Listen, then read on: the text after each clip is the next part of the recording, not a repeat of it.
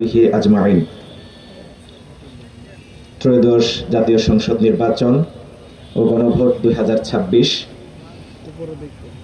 এই উপলক্ষে নির্বাচনী এলাকা 143 শেরপুর 1 শেরপুর সদর নির্বাচনী ইশতেহার পাঠ অনুষ্ঠানে উপস্থিত সম্মানীয় জনাব মাহবুবা হক, উপজেলা নির্বাহী অফিসার ও সহকারী রিটার্নিং অফিসার শেরপুর সদর, উপস্থিত সরকারের বিভিন্ন বিভাগের সম্মানিত কর্মকর্তাবৃন্দ, সম্মানিত নমিনিগণ, উপস্থিত আছেন জাতির বিবেক সম্মানিত সাংবাদিকগণ, শেরপুর সদর আসনের বিভিন্ন পর্যায়ের বিভিন্ন শ্রেণী পেশার গুরুত্বপূর্ণ ব্যক্তিবর্গ, বিশেষ করে আমার তরুণ যুবক বন্ধুরা, সমবেত বিভিন্ন দলের সমর্থক বৃন্দ, সকলের প্রতি শুরুতেই শুভেচ্ছা ও সালাম জানাচ্ছি। আসসালামু আলাইকুম ওয়া রাহমাতুল্লাহি ওয়া বারাকাতুহু। আলহামদুলিল্লাহ, বৈচিত্র্যময় একটি জেলা সদর শেরপুর। এখানকার মানুষের মধ্যে যে সৌহার্দ্য, সম্প্রীতি, ভালোবাসার বন্ধন, সেই বিষয়টির একটি পূর্ণতা দেওয়ার জন্যই একটি শান্তিপূর্ণ, নান্দনিক, উৎসবমুখর নির্বাচনের প্রস্তুতি চলছে। আজকে আমি উপজেলা রিটার্নিং কর্মকর্তার প্রতি অশেষ কৃতজ্ঞতা এবং ধন্যবাদ জ্ঞাপন করছি যে তিনি সরকারি সিস্টেমেই এত সুন্দর একটি আয়োজন করেছেন। আর তার চেয়েও বেশি ধন্যবাদ পাওয়ার যোগ্য আমার সামনে উপবিষ্ট সম্মানিত ব্যক্তিবর্গ এবং দলের সমর্থক বৃন্দ, যারা খুবই শান্তিপূর্ণভাবে এখানে এরকম গুরুত্বপূর্ণ একটি প্রোগ্রামে দর্শক হিসেবে, শ্রোতা হিসেবে উপস্থিত হয়েছেন। এজন্য আবারও সবাইকে অশেষ মুবারকবাদ জানাচ্ছি। সময় যেহেতু সংক্ষিপ্ত, আমরা আমাদের সব কথা বলতে পারবো না, এই জন্য আমরা কিছু কপি আপনাদের কাছে পৌঁছানোর চেষ্টা করেছি। আমি সেখান থেকেই কিছু মৌলিক কথা বলবো ইনশাআল্লাহ। স্বাধীনতার 54 বছর পরও সাম্য, মানবিক মর্যাদা ও ন্যায় বিচার প্রতিষ্ঠার যে প্রতিশ্রুতি পূরণ হয়নি, সম্প্রতি জুলাইয়ের গণ অভ্যুত্থান সেই অসমাপ্ত প্রতিশ্রুতি বাস্তবায়নের একটি নতুন সুযোগ এনে দিয়েছে। জুলাই সনদ বাস্তবায়নের মাধ্যমে আমি মোহাম্মদ রাশেদুল ইসলাম রাশেদ আপনাদের সেবক হিসেবে সেই সুযোগকে কাজে লাগিয়ে একটি মানবিক, আধুনিক ও আত্মনির্ভর শেরপুর সদর গড়ে তোলার স্বপ্ন দেখি। আমার লক্ষ্য হলো সকল শ্রেণী পেশার মানুষকে সঙ্গে নিয়ে একটি সমৃদ্ধ শেরপুর সদর গড়ে তোলা, যেখানে সবার জন্য শিক্ষা, কর্মসংস্থান, বাসস্থান ও স্বাস্থ্যসেবা নিশ্চিত হবে। আমার লক্ষ্য 5-0 প্রকল্প বাস্তবায়ন করা, যার মাধ্যমে শেরপুর সদরকে নিরক্ষরতা, বেকারত্ব, ক্ষুধা, দারিদ্র্য, গৃহহীনতা ও চিকিৎসাহীনতা থেকে মুক্ত করা হবে। এই লক্ষ্য অর্জনের জন্য নিচে উল্লেখিত কার্যক্রম ও পরিকল্পনাগুলো হাতে নেওয়া হবে। 1. নিরক্ষরতা, কর্মহীনতা, ক্ষুধা, দারিদ্র্য, গৃহহীনতা ও চিকিৎসাহীনতা মুক্ত শেরপুর সদর। এখানে আমরা প্রত্যেকটি বিভাগের তথা 5টি যে 5-0 প্রকল্প হাতে নিয়েছি সে ব্যাপারে কিছু কথা বলা হয়েছে, আমি আর সেদিকে ব্যাখ্যায় যাচ্ছি না।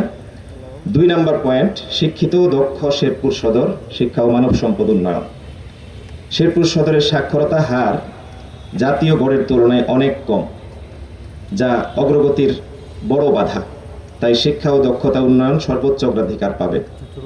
মানসম্মত শিক্ষা, এখানে আমরা বিগত দিনেও ডিজিটালাইজেশন ছিল, বাট এটাকে স্মার্ট স্কুল সহ যা যা সুযোগ সুবিধা ছিল সেটার আধুনিকায়ন নিশ্চিত করা এবং বাস্তবায়ন করা, সেটা আমরা করতে চাই। কারিগরি শিক্ষা ও আইটি শিক্ষা, প্রত্যেকটি ইউনিয়ন একটি করে টেকনিক্যাল ট্রেনিং সেন্টার প্রতিষ্ঠা করতে চাই। এমনকি আমরা চরাঞ্চলের জন্য ভ্রাম্যমাণ টেকনিক্যাল ট্রেনিং ইনস্টিটিউট করার পরিকল্পনা রেখেছি।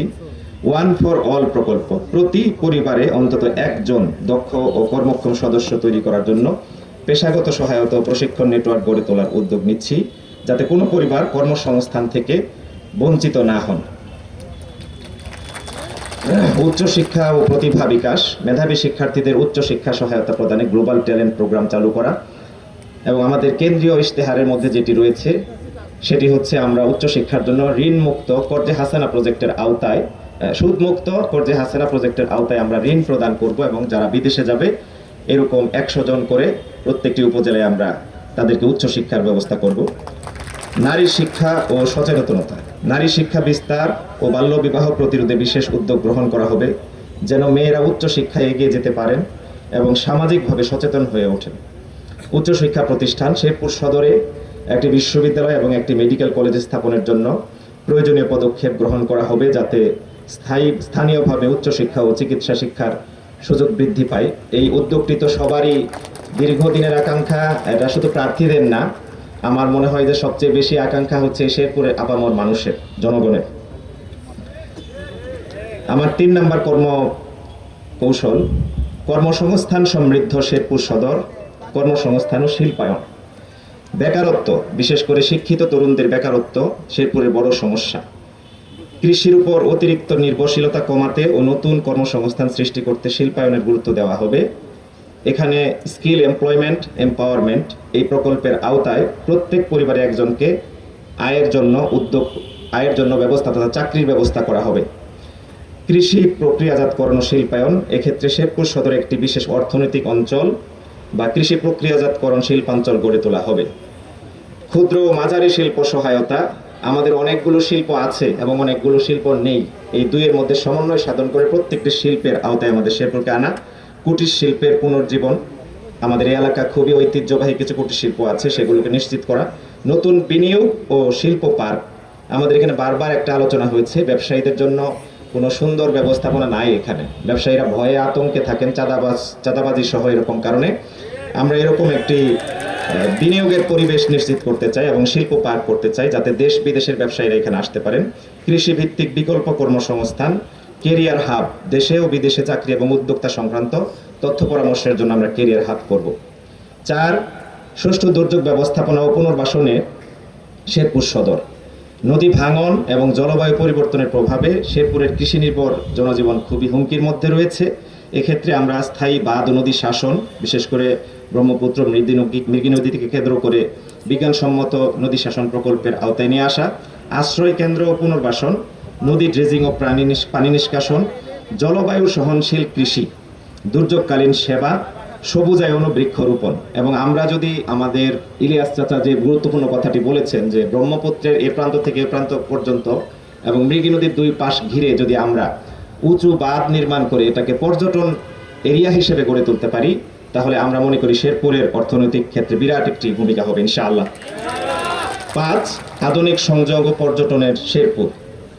এক্ষেত্রে সড়ক ও রেল যোগাযোগের উন্নয়ন, আমরা জানি এখানে শেরপুরের দৃশ্যমান কিছু সড়ক শুধুমাত্র পাকা হয়েছে, এখনো 688 কিলোমিটার কাঁচা রাস্তা আছে, এগুলোকে ধাপে ধাপে আমরা টেকসই পাকা রাস্তা করব। বর্ষাকালেও কিছু এলাকা আছে যাতায়াতের জন্য অনুপযোগী হয়ে যায়, বর্ষাকালেও যেন যাতায়াত করতে পারেন, সেজন্য স্থায়ী রাস্তা তৈরি করার জন্য আমরা চরাঞ্চলে, বিশেষ করে পানিতে ডুবে যায় এরকম এলাকাগুলোতে সাবমার্সিবল রোড করতে চাই।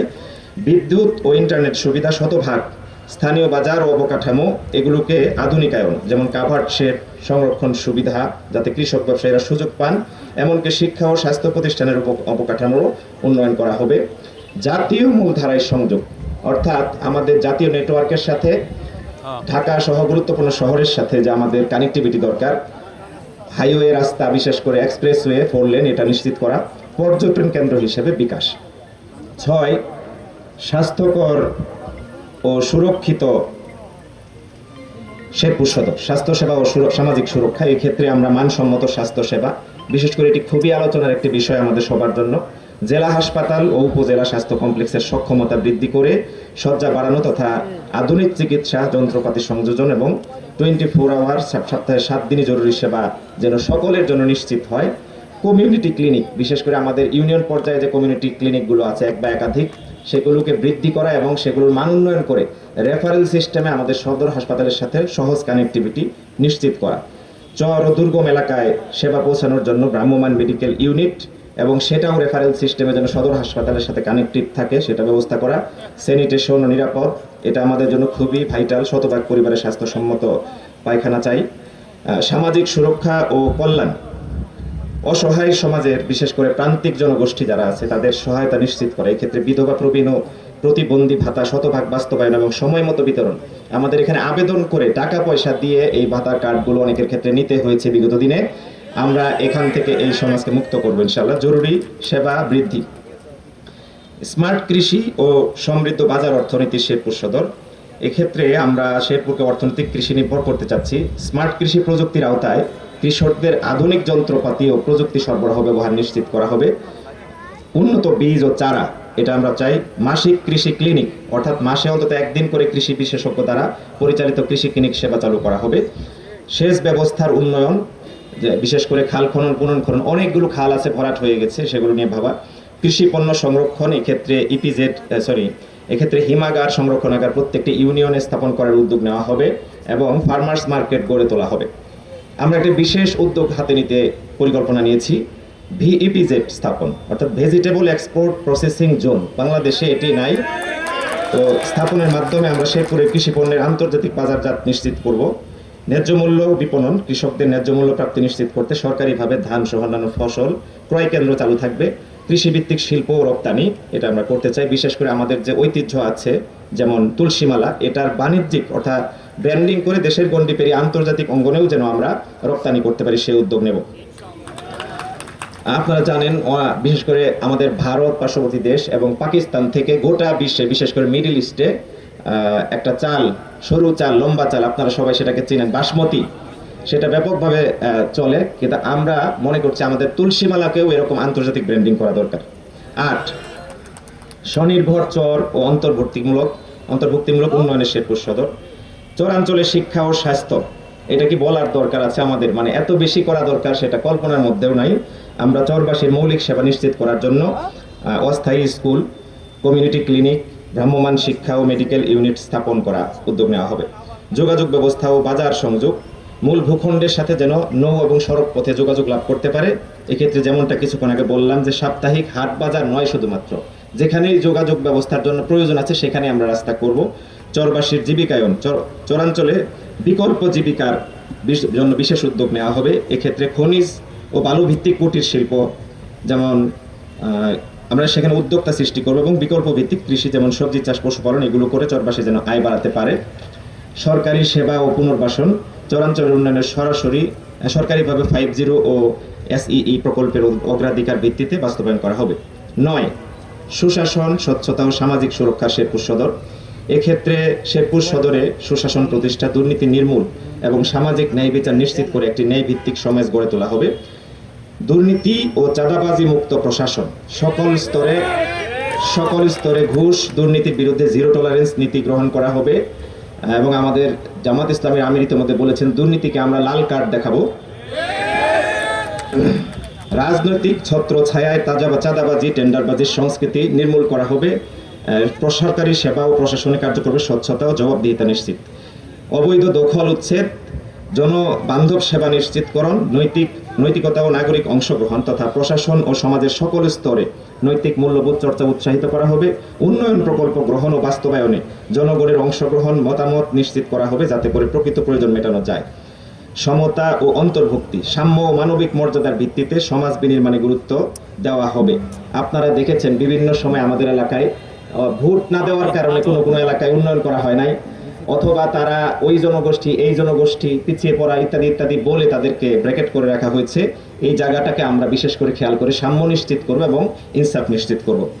দারিদ্র্য বিমোচন, বিশেষ করে নারী, সংখ্যালঘু, প্রতিবন্ধী জনগোষ্ঠীকে বিশেষ অগ্রাধিকার দিয়ে তাদের ক্ষমতায়নে কাজ করা হবে। দারিদ্র্য বিমোচন ও সামাজিক নিরাপত্তা, এক্ষেত্রে নতুন কর্মসংস্থান সৃষ্টির পাশাপাশি তাদের সামাজিক নিরাপত্তা কর্মসূচিগুলো হাতে নেওয়া, যেগুলো কমনলি আছে সেগুলোর সম্প্রসারণ এবং সুষ্ঠু বাস্তবায়ন করা হবে যাতে দারিদ্র্যের দুষ্ট চক্র ভাঙা যায়। আমাদের আমিরে জামাত ডাক্তার শফিকুর রহমান বলেছেন, আমরা যদি দুর্নীতি বন্ধ করতে পারি, দুর্নীতিকে লাল কার্ড দেখাতে পারি, তাহলে 2 বছরের মধ্যে দারিদ্র্য বিমোচন সম্ভব হবে ইনশাআল্লাহ। 10, নিরাপদ সহিংসতা মুক্ত শেরপুর সদর। এক্ষেত্রে সন্ত্রাস ও মাদক মুক্ত সমাজ, এক্ষেত্রে সকল প্রকার সন্ত্রাস, জঙ্গিবাদ, মাদক কারবার, চাঁদাবাজি, ভূমিদস্যুতা, ইফটিজিং, কিশোর গ্যাং এবং অপরাধমূলক কর্মকাণ্ডের বিরুদ্ধে কঠোর ব্যবস্থা গ্রহণ করা হবে। প্রশাসন ও জনসাধারণের যৌথ প্রচেষ্টায় শেরপুর সদরকে মাদক ও অপরাধ মুক্ত রাখা হবে। জিরো ক্রাইম কমিউনিটির আওতায় প্রতিটি মহল্লা ইউনিটে সিসিটিভি নজরদারি বৃদ্ধি এবং কমিউনিটি পেট্রোল টিম গঠন করে অপরাধের বিরুদ্ধে সক্রিয় প্রতিরোধ করা হবে। আইনের শাসন ও মানবাধিকার, আইনের শাসন সর্বত্র প্রতিষ্ঠা করা হবে এবং অপরাধীদের কোনো প্রকার ছাড় দেওয়া হবে না। মানবাধিকার রক্ষা, নারীদের নিরাপত্তা, শিশু অধিকার সুরক্ষা, বাক স্বাধীনতা ও গণমাধ্যমের স্বাধীনতা নিশ্চিত করা হবে। সকল ধর্ম ও সম্প্রদায়ের মাঝে সম্প্রীতি বজায় রাখতে প্রশাসন সক্রিয় ভূমিকা রাখবে এই ব্যবস্থা করা হবে। সামাজিক অপরাধ প্রতিরোধ, বাল্যবিবাহ, যৌতুক, জুয়া সহ সামাজিক অপরাধ ও কুসংস্কারের বিরুদ্ধে প্রচার প্রচারণা ও কঠোর আইন প্রয়োগ করা হবে। সমাজে আইনের প্রতি শ্রদ্ধা বাড়াতে সাংস্কৃতিক ও শিক্ষা কার্যক্রম চালানো হবে, যাতে তরুণ প্রজন্ম নৈতিক ও আইন অনুকরণকারী নাগরিক হিসাবে গড়ে ওঠে। আমি প্রথম দিকে আবার যাওয়ার জন্য অনুরোধ করছি। এখানে আমরা কৌশলগত 10টি লক্ষ্য নির্ধারণ করেছি। 1. নিরক্ষরতা, কর্মহীনতা, ক্ষুধা, দারিদ্র্য, গৃহহীনতা ও চিকিৎসাহীনতা হ্রাস, 100% সাক্ষরতা ও মানসম্মত শিক্ষা, পরিবার ভিত্তিক কর্মসংস্থান তথা SEE প্রকল্প, নদী ভাঙন প্রতিরোধ ও দুর্যোগ পুনর্বাসন, আধুনিক সড়ক সেতু, বিদ্যুৎ ও ইন্টারনেট সংযোগ, আধুনিক স্বাস্থ্যসেবা ও 24 ঘন্টা জরুরি ব্যবস্থা, স্মার্ট কৃষি বাজার, চরাঞ্চল অন্তর্বর্তী উন্নয়ন, সুশাসন, স্বচ্ছতা ও সামাজিক সুরক্ষা, নিরাপদ ও সহিংসতা মুক্ত সমাজ। এবং আমরা এর আওতায় 6টি ফ্ল্যাগশিপ প্রোগ্রাম নিয়েছি। 50 শেরপুর, সি তথা স্কিল এম্পাওয়ারমেন্ট, রিভার এন্ড রিসিলেন্স, এরপরে আছে smart agriculture and market link, এক্ষেত্রে ভিপিজেডটা বলেছি, health and human service 24/7 days, connectivity and tourism, এগুলোকে রেখেছি। আমরা এটার আওতায় প্রত্যাশিত ফলাফল 2026 থেকে 31-এর মধ্যে যেটি নির্ধারণ করেছি, টার্গেট করেছি। সাক্ষরতা 100%, কর্মসংস্থান 25,000 প্লাস নতুন কাজ, কাঁচা রাস্তা পাকাকরণ 688 কিলোমিটার, নিরাপদ আশ্রয় কেন্দ্র কভারেজ 100% ঝুঁকিপূর্ণ পরিবার, মা শিশু স্বাস্থ্যসেবা 95+% কভারেজ, কৃষক ন্যায্য মূল্য বিক্রয় বৃদ্ধি 20% টার্গেট, ঐতিহ্য বা